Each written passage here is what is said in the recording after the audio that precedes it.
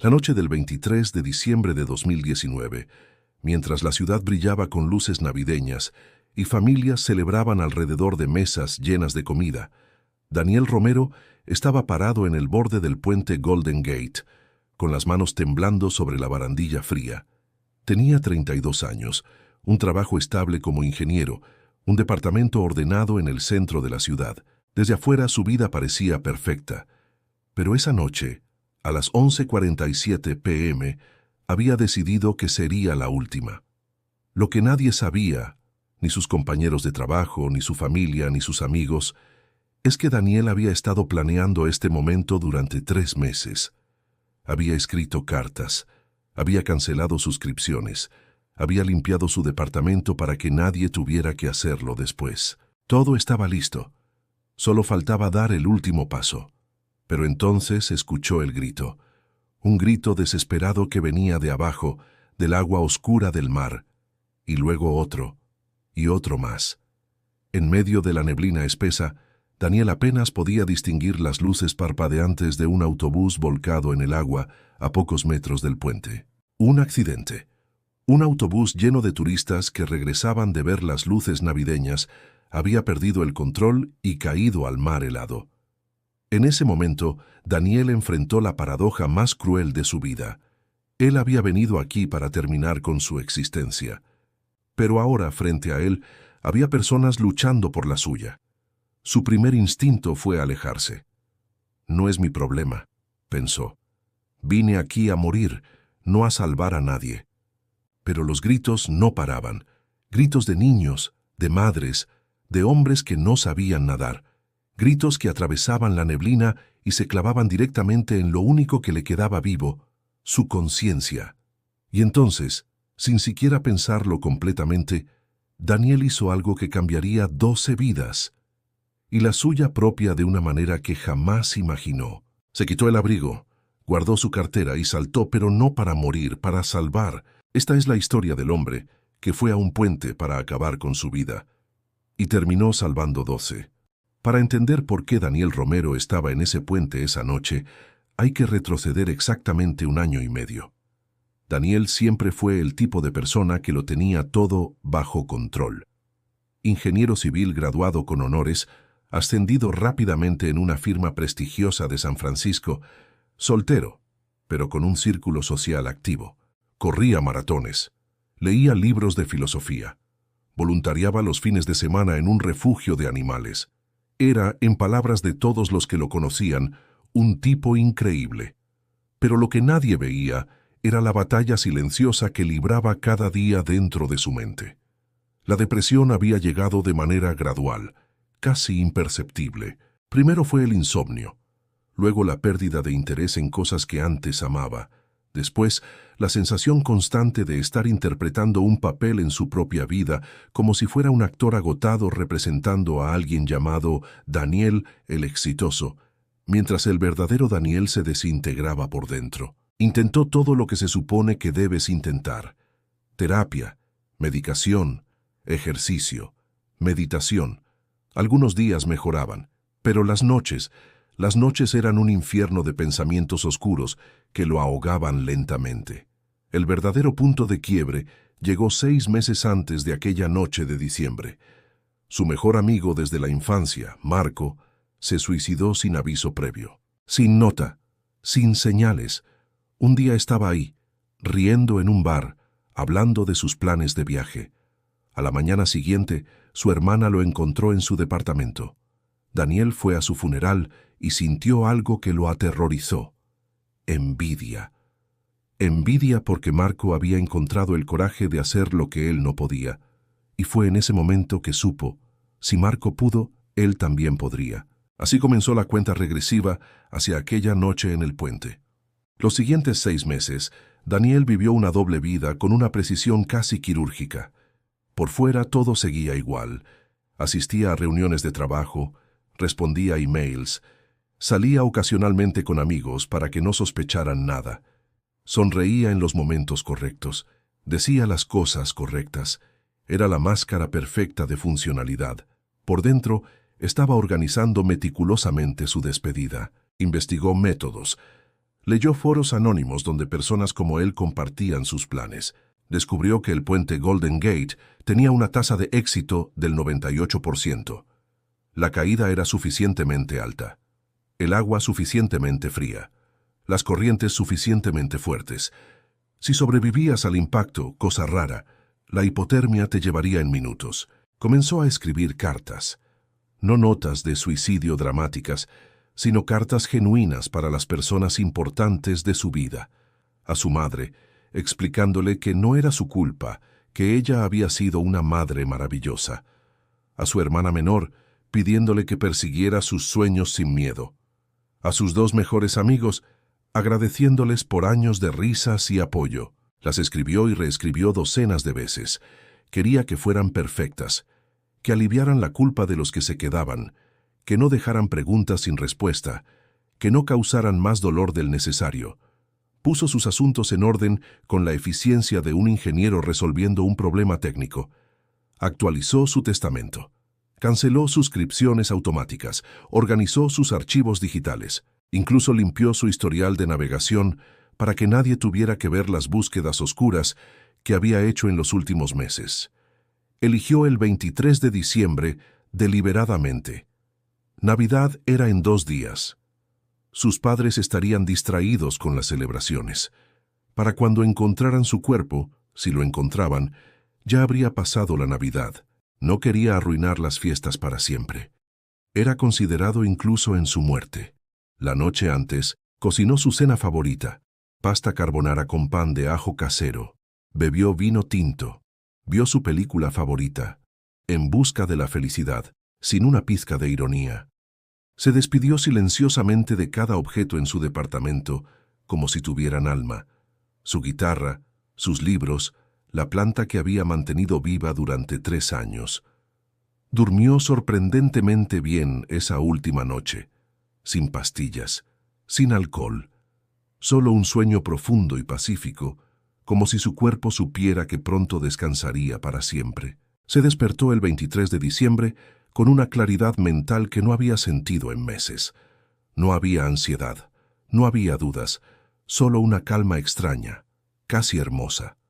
Hoy es el día, pensó mientras se cepillaba los dientes frente al espejo, y extrañamente eso le trajo paz.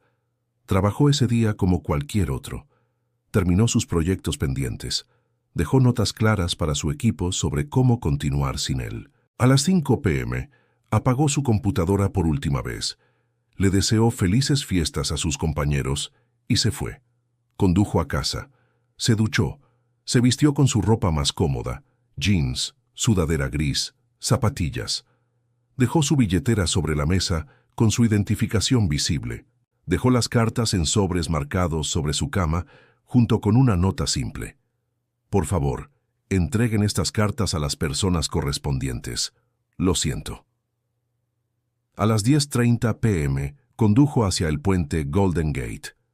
El camino estaba decorado con luces navideñas. Familias caminaban por las calles. Risas salían de restaurantes y bares. El mundo estaba vivo, celebrando, lleno de luz y calor. Y él estaba conduciendo hacia su final, sintiendo absolutamente nada. Estacionó su coche en un área oscura cerca del puente. Dejó las llaves en el contacto. Salió. Caminó. El viento era fuerte esa noche. La neblina espesa. Apenas había visibilidad. Perfecto. Menos posibilidades de que alguien lo viera. Menos posibilidades de que alguien intentara detenerlo. Llegó al punto medio del puente a las 11:40 p.m. Se detuvo. Miró hacia abajo. El agua oscura parecía infinita, casi invitadora, como un abrazo final. Puso las manos sobre la barandilla fría, respiró profundo, cerró los ojos. 3, 2, 1, contó mentalmente. Pero antes de llegar a 0, el grito atravesó la noche, y todo cambió. El sonido venía de abajo del agua. Daniel se inclinó sobre la barandilla, entrecerrando los ojos para ver a través de la neblina densa. Al principio solo vio oscuridad. Luego, las luces parpadeantes. Rojas, blancas. Emergencia. Un autobús. Un maldito autobús turístico había caído al agua. Los gritos se multiplicaban. Voces en pánico, en varios idiomas: inglés, español, mandarín, gritos universales de terror que no necesitaban traducción. Daniel se quedó paralizado, con las manos todavía aferradas a la barandilla.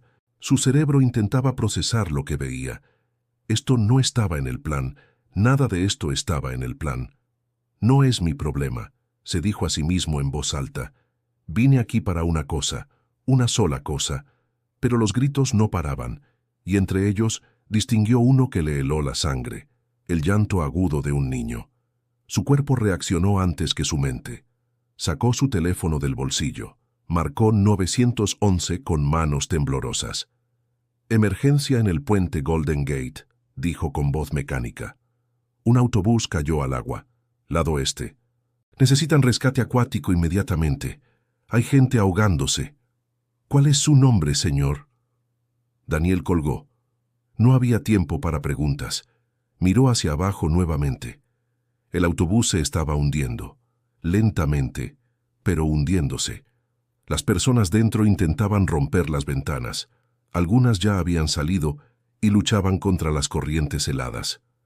«Los rescatistas llegarán en minutos», pensó Daniel. «Ellos se encargarán. Yo puedo irme. Puedo terminar lo que vine a hacer». Pero sabía la verdad. Conocía estas aguas. Las había estudiado durante meses. La temperatura del agua en diciembre era de aproximadamente 12 grados Celsius. Una persona promedio tiene entre 10 y 20 minutos antes de perder el conocimiento por hipotermia. Los rescatistas tardarían al menos 15 minutos en llegar. Algunas de esas personas no tenían 15 minutos. Daniel cerró los ojos con fuerza. ¿Por qué yo? ¿Por qué tiene que pasarme esto a mí justamente ahora? La ironía era brutal. Había venido aquí para morir porque sentía que su vida no tenía propósito, que no importaba, que el mundo estaría mejor sin él. Y ahora el universo le estaba diciendo: aquí hay 12 razones por las que tu vida importa. Ahora, en este momento. Otro grito atravesó sus pensamientos. Una mujer gritaba en español: «¡Mi bebé! ¡Por favor! ¡Alguien! ¡Mi bebé está dentro!». Y en ese momento, algo se rompió dentro de Daniel. O tal vez, algo se arregló. Se quitó el abrigo con movimientos rápidos. Se quitó los zapatos. Guardó su teléfono en el bolsillo del abrigo. Si sobrevivía a esto, y era un gran sí, necesitaría llamar otra vez. «Estás loco», se dijo a sí mismo. «Viniste aquí a morir de todas formas. ¿Qué diferencia hace si mueres así?». Pero había una diferencia, una enorme diferencia. Morir solo, en la oscuridad, dejando dolor y preguntas. O morir intentando salvar a alguien más. Morir con propósito. Daniel se subió a la barandilla. El viento lo golpeó con fuerza. La caída era de aproximadamente 75 metros. Había leído que tocar el agua desde esa altura era como golpear concreto. La mayoría de las personas que saltaban del puente morían por el impacto, no por ahogamiento. Pero esta vez no saltaría para morir. Saltaría para vivir, para que otros vivieran. Pies primeros, cuerpo recto, brazos pegados, como una flecha, recordó de sus investigaciones. Las mismas técnicas que había estudiado para asegurar su muerte, ahora las usaría para intentar sobrevivir. Respiró profundo. Miró el agua oscura debajo. Y saltó. La caída duró aproximadamente 4 segundos. 4 segundos en los que su cerebro procesó toda su vida. Los cumpleaños de su infancia, la risa de su hermana, el último abrazo de su madre, la cara de Marco antes de morir, las cartas que dejó en su cama, la vida que estaba dejando, la vida que estaba eligiendo, aunque fuera por unos minutos más. El impacto fue brutal, como si un gigante lo hubiera golpeado con un martillo. El aire salió violentamente de sus pulmones. El agua helada le quemó la piel como ácido. Cada nervio de su cuerpo gritó en agonía, pero Daniel no se desmayó. Mantuvo la conciencia por pura fuerza de voluntad. Se impulsó hacia arriba, rompiendo la superficie, jadeando. El shock del agua fría era paralizante. Sus músculos ya comenzaban a entumecerse. Tenía, en el mejor de los casos, 10 minutos antes de perder control de su cuerpo. Nadó hacia los gritos más cercanos. Lo primero que vio fue una niña pequeña, tal vez de 6 años, luchando contra las olas. Sus brazos diminutos golpeaban el agua sin técnica, solo pánico puro. Sus ojos estaban abiertos de par en par, su boca tragando agua.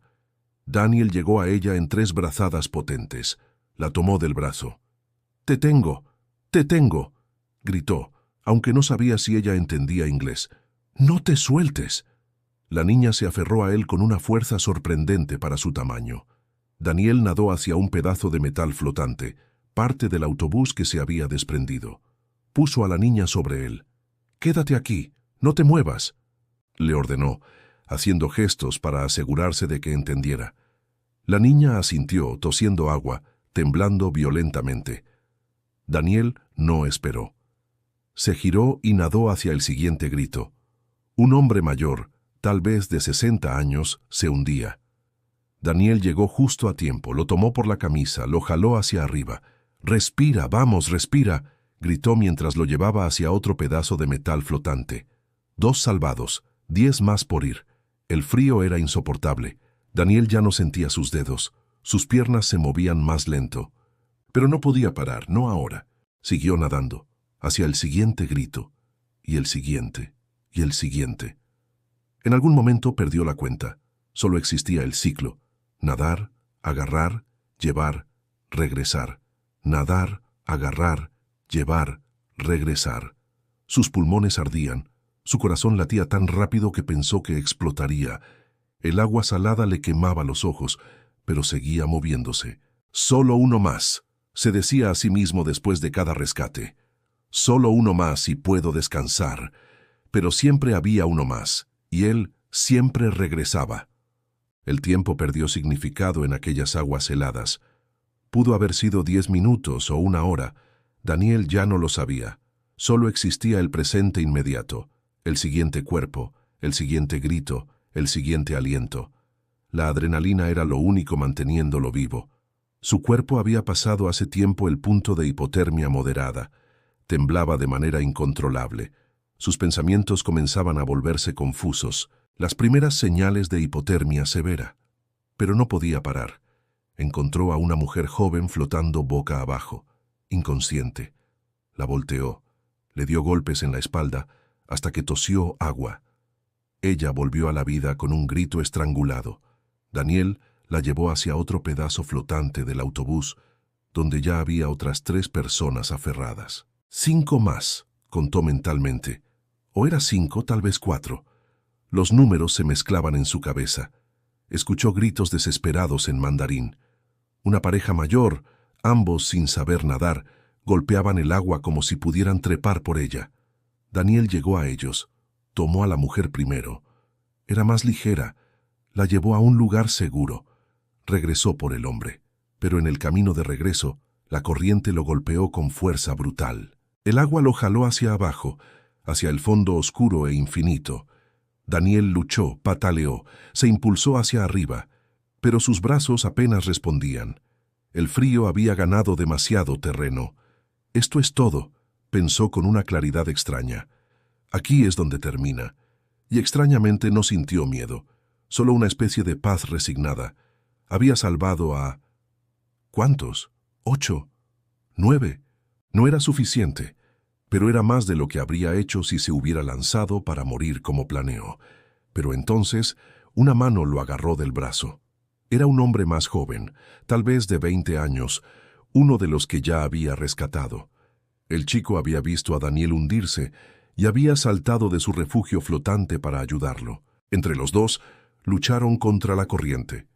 Se impulsaron mutuamente y rompieron la superficie juntos, jadeando, tosiendo. «¡Gracias!», gritó el chico en un inglés con fuerte acento. «Tú salvaste mi vida. Ahora yo salvo la tuya». Daniel quiso sonreír, pero sus labios estaban tan entumecidos que no pudo. Solo asintió y siguió nadando. Los gritos ahora eran menos. Daniel hizo un conteo mental rápido. Había 11 personas visibles aferradas a escombros flotantes, tosiendo, temblando, pero vivas. 11. ¿Había alguien más? Miró alrededor desesperadamente. El autobús ya estaba casi completamente hundido.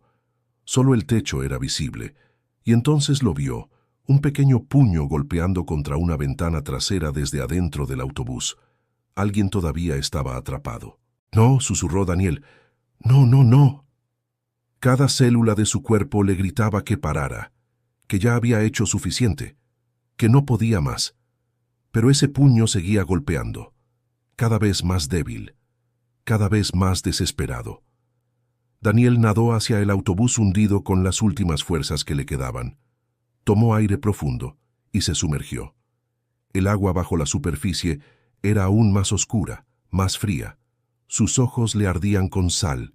Apenas podía ver. Siguió el contorno del autobús hasta encontrar la ventana trasera. Dentro había un adolescente, tal vez de 15 años, con los ojos abiertos de terror, los pulmones a punto de colapsar. Estaba atrapado por un cinturón de seguridad que se había enredado. Daniel jaló la puerta. No se movió. Jaló más fuerte. Nada. Estaba trabada por la presión del agua. Sus pulmones comenzaban a arder. Necesitaba aire. Pero si subía ahora, el chico moriría. Con sus últimas fuerzas, Daniel pateó la ventana. 1 vez, 2 veces, 3 veces. Finalmente, en la 4ª patada, el vidrio cedió, creando grietas. 1 más, y se rompió completamente. El agua entró en torrente. Daniel se impulsó dentro, encontró el cinturón, lo jaló, lo retorció, lo rompió con sus manos casi congeladas. Agarró al chico por la camisa y lo jaló hacia afuera. Pero para entonces, Daniel ya no tenía aire. Sus pulmones imploraban. Su visión se oscurecía. Su cuerpo quería inhalar, pero sabía que si lo hacía bajo el agua, sería el final. Se impulsó hacia arriba con el chico en brazos, pero ya no sabía dónde estaba arriba. La desorientación de la hipotermia severa lo había consumido. Nadaba, pero ¿en qué dirección? Su cuerpo tomó la decisión por él. Inhaló. Agua. Agua helada llenó sus pulmones. El dolor fue instantáneo y absoluto. Se ahogaba. Después de salvar a 11 personas, se ahogaría tratando de salvar a la 12ª. Pero entonces, manos fuertes lo agarraron. Lo jalaron hacia arriba. Rompió la superficie.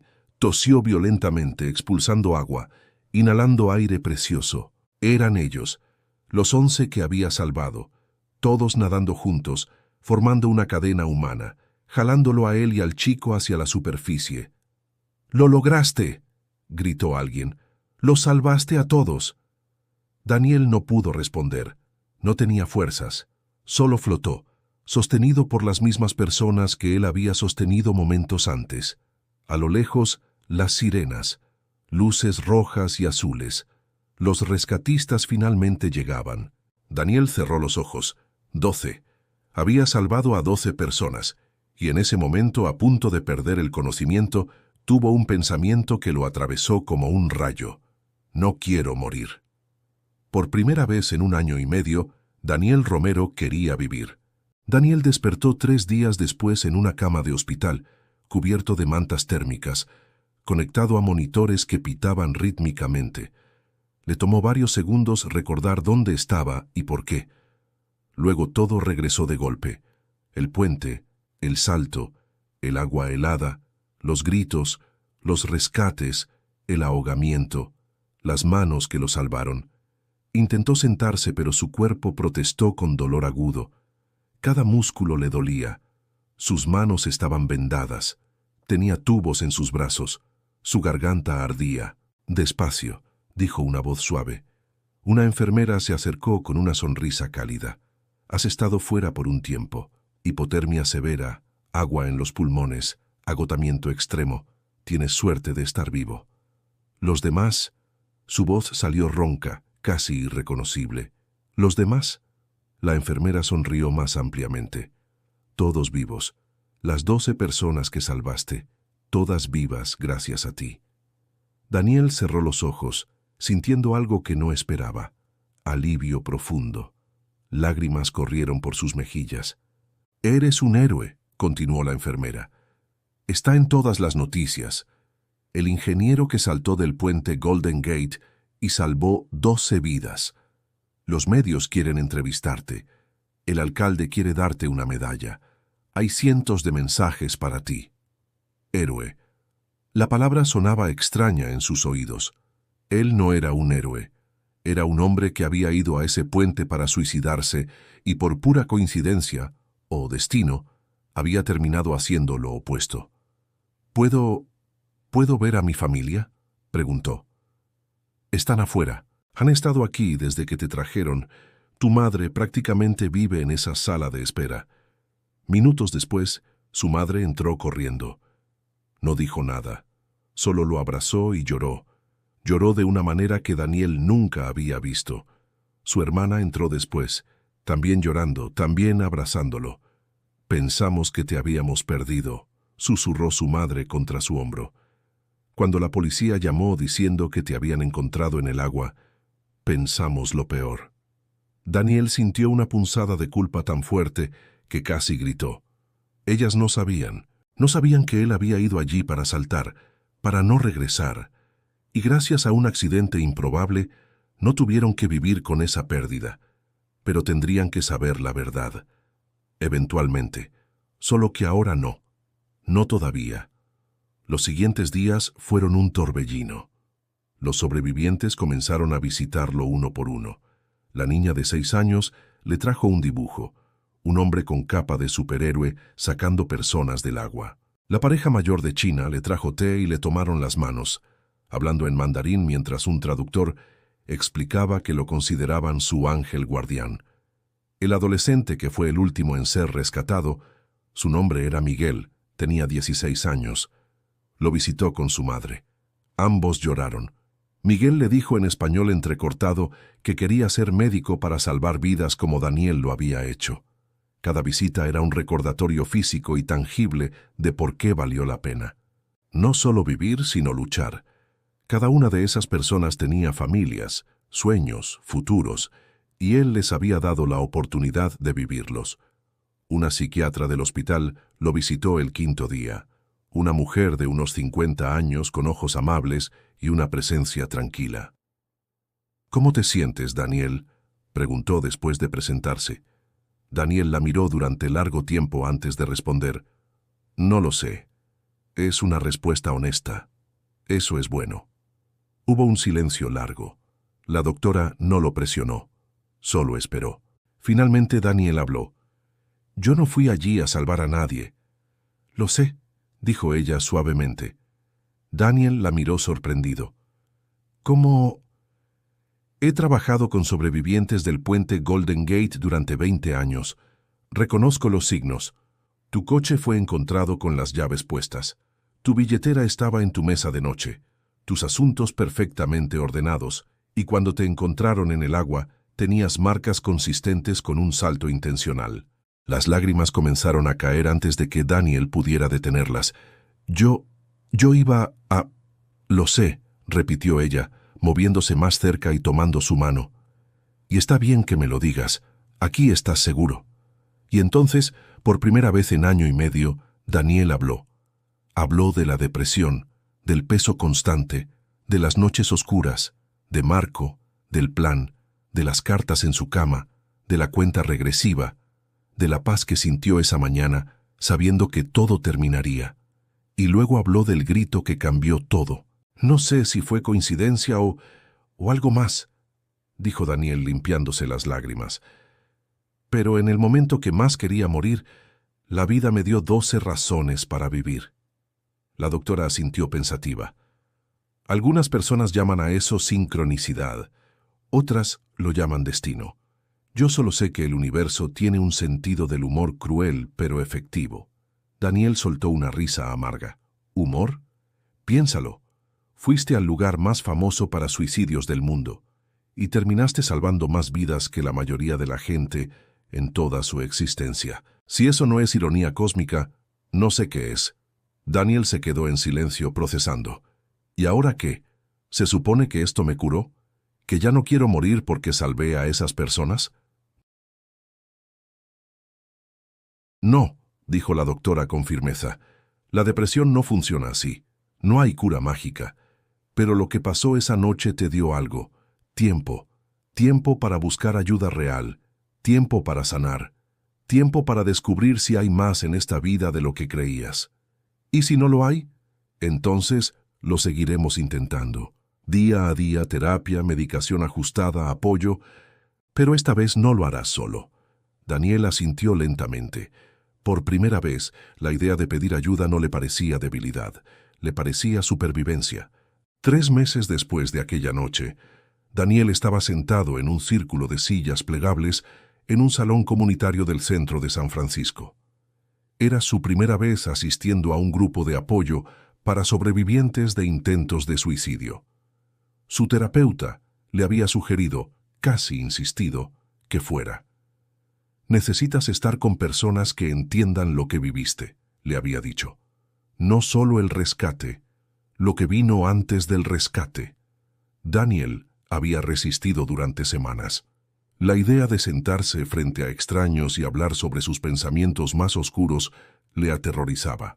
Pero finalmente, una noche particularmente difícil cuando los pensamientos volvieron a susurrar, decidió que necesitaba intentarlo. Había 8 personas en el círculo, edades variadas, historias diferentes, pero todos compartían algo. Habían estado en el borde y de alguna manera habían regresado. Cuando llegó el turno de Daniel, su garganta se cerró. Las palabras no salían. «Puedes pasar si quieres», dijo el facilitador con amabilidad. «No hay presión». Pero Daniel negó con la cabeza.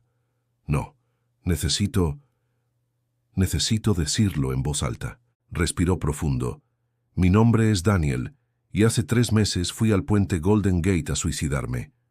Las palabras cayeron como piedras en agua quieta, pero nadie lo juzgó. Todos asintieron con comprensión. «Pero algo pasó», continuó, su voz ganando fuerza.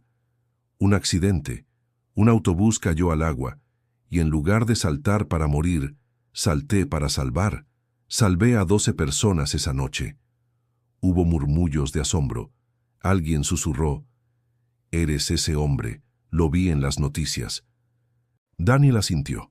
«Todos creen que soy un héroe, que soy esta persona increíble que arriesgó su vida por extraños. Y técnicamente es verdad. Pero la verdad completa es que yo no quería estar vivo. Y a veces todavía no estoy seguro de querer estarlo». El silencio en la sala era denso, pero no incómodo. Era el silencio de personas que entendían perfectamente. «Lo que salvé esa noche fueron 12 vidas», dijo Daniel, las lágrimas comenzando a caer. «Pero no sé cómo salvar la mía». Una mujer mayor al otro lado del círculo habló suavemente. «Tal vez no se trata de salvar, tal vez se trata de construir una vida que valga la pena vivir, pieza por pieza, día por día». Esas palabras resonaron en Daniel durante semanas. Las cartas que había dejado en su cama antes de esa noche permanecieron sin enviar durante meses, guardadas en el cajón de su escritorio. No podía deshacerse de ellas, pero tampoco podía entregarlas. Eran evidencia de un momento que simultáneamente quería olvidar y necesitaba recordar. Finalmente, 4 meses después del incidente, las sacó una noche. Las leyó todas de nuevo, una por una, y luego hizo algo que no esperaba. Escribió nuevas cartas, no para reemplazar las antiguas, sino para complementarlas. «Querida mamá», escribió con mano temblorosa, «hace 4 meses te escribí una carta de despedida. Nunca la leíste. Gracias a Dios, nunca la leíste. Pero creo que necesito que sepas que esa carta existió, que yo estaba en un lugar tan oscuro que la única salida que veía era dejar de existir». Le tomó horas escribir esa carta. Lloró más de lo que había llorado en años, pero cuando terminó, sintió algo que no esperaba: liberación. Hizo lo mismo con su hermana, con sus amigos. No les dio las cartas viejas. Esas eran demasiado dolorosas, demasiado finales. Les dio las nuevas, las honestas, las que explicaban la oscuridad, pero también la luz que había encontrado después. Las reacciones fueron mixtas. Su madre lloró durante horas. Su hermana se enojó primero. «¿Por qué no me dijiste? ¿Cómo pudiste ni siquiera considerar dejarnos? Antes de llorar también, sus amigos se sintieron culpables, como si hubieran fallado en ver las señales. Pero Daniel les dijo a todos lo mismo. No fue culpa de ustedes. La depresión es una mentirosa. Me hizo creer que ustedes estarían mejor sin mí. Me hizo creer que era una carga. Me hizo creer que no había otra salida. Pero estaba equivocado. El verdadero punto de inflexión llegó 6 meses después de aquella noche. Miguel, el adolescente que había sido el último en ser rescatado, lo contactó. Su familia estaba organizando una reunión con todos los sobrevivientes del accidente. Una cena de agradecimiento. Querían que Daniel fuera el invitado de honor.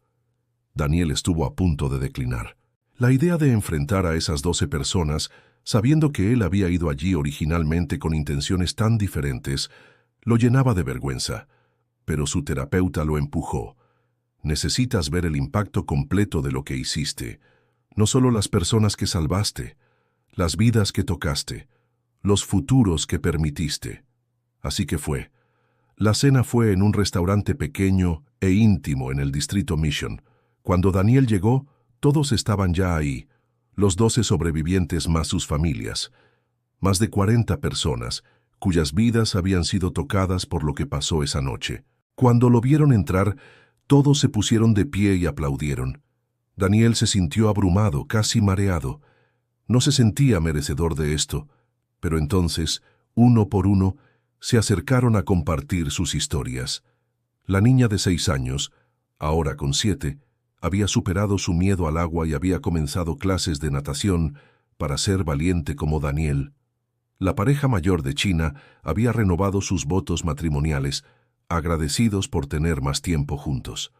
El joven que había saltado de vuelta al agua para ayudar a Daniel se había inscrito como voluntario en rescates acuáticos, inspirado por esa noche. Miguel, el adolescente, le mostró orgulloso su carta de aceptación a un programa premédico. «Voy a ser médico de emergencias», dijo con ojos brillantes, «para salvar vidas como tú salvaste la mía». Cada historia era un recordatorio de algo que Daniel había olvidado en su depresión, que las vidas están interconectadas, que cada acción crea ondas que se expanden más allá de lo que podemos ver, que importamos de maneras que nunca podríamos imaginar. Al final de la noche, Miguel pidió silencio y le entregó a Daniel un regalo. Era un marco de fotos con una imagen tomada esa noche por uno de los rescatistas. Daniel en el agua, rodeado por las 12 personas que había salvado, todos aferrados unos a otros, formando un círculo humano de supervivencia. Debajo de la foto, una placa decía: «Para Daniel Romero, quien nos enseñó que a veces encontramos razones para vivir en los momentos más inesperados». 12 vidas salvadas, una vida transformada, para siempre agradecidos. Daniel miró la foto durante largo tiempo. Era difícil reconocerse en ese hombre en el agua, pero ese hombre era él. En su peor momento, en su punto más bajo, cuando quería desaparecer, había elegido ser luz para otros, y tal vez, solo tal vez, podía aprender a ser luz para sí mismo también. Un año después de aquella noche de diciembre, Daniel regresó al puente Golden Gate por primera vez. No solo.